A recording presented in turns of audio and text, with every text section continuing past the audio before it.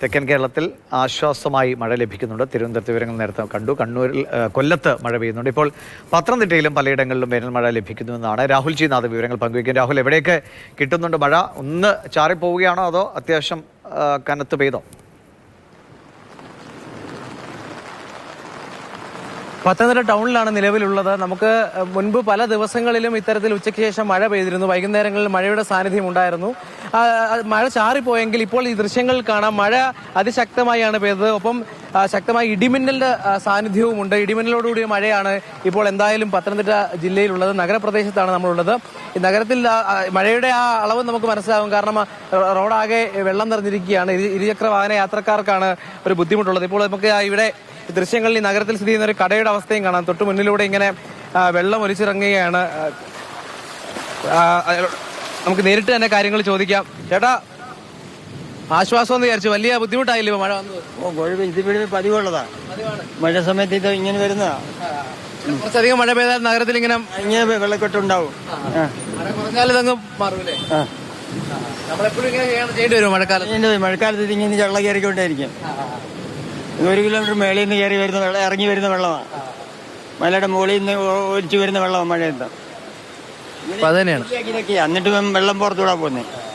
അപ്പൊ അത് തന്നെയാണ്. ഇപ്പോൾ ഈ വെള്ളം എന്തായാലും ശക്തിയായി മഴ പെയ്താൽ നഗരപ്രദേശത്ത് ഇങ്ങനെ വെള്ളം കെട്ടും എന്ന് തന്നെയാണ് പറയുന്നത്. എന്തായാലും മഴയുടെ ശക്തി ഇപ്പോൾ എന്തായാലും കുറഞ്ഞിട്ടുണ്ട്.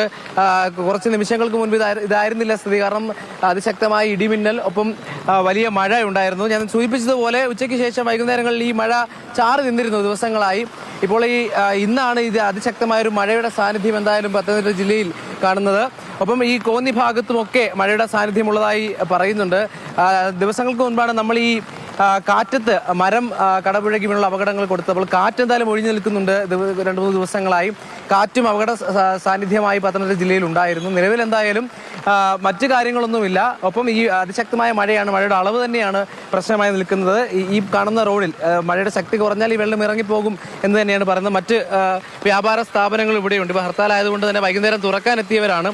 ആ തുറക്കാനെത്തിയപ്പോൾ ഈ മഴയൊരു പ്രതിസന്ധി ആകുന്നു എന്നുള്ളത് യാഥാർത്ഥ്യം തന്നെയാണ്. നമുക്ക് ഇങ്ങോട്ടേക്ക് പോയി കഴിഞ്ഞാൽ ഈ പ്രധാനപ്പെട്ട ഇടത്തേക്ക്, പത്തനംതിട്ടയിൽ പ്രധാനപ്പെട്ട ജംഗ്ഷനാണ്. അപ്പോൾ ഇവിടെയാണ് ഈ വാഹനങ്ങളെല്ലാം കടന്നു പോവുകയൊക്കെ ചെയ്യുന്നത്.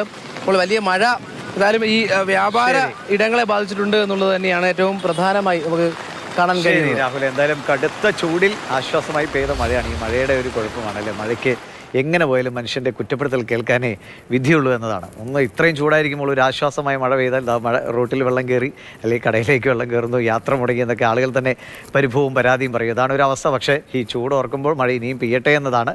മഴ കനത്ത് പെയ്യുമ്പോൾ ഉണ്ടാകുന്ന ദുരിതങ്ങൾ നമ്മൾ കാണുന്നതാണ്. അപ്പോൾ ഏതായാലും അങ്ങ് എക്സ്ട്രീമിലേക്ക് പോയാൽ ബുദ്ധിമുട്ട് തന്നെയാണ്. പക്ഷേ ഇപ്പോൾ ഈ മഴ എല്ലാവരെയും സംബന്ധിച്ച്, കേരളത്തിലുള്ള എല്ലാവരെയും സംബന്ധിച്ച് വലിയ ആശ്വാസമാണ്.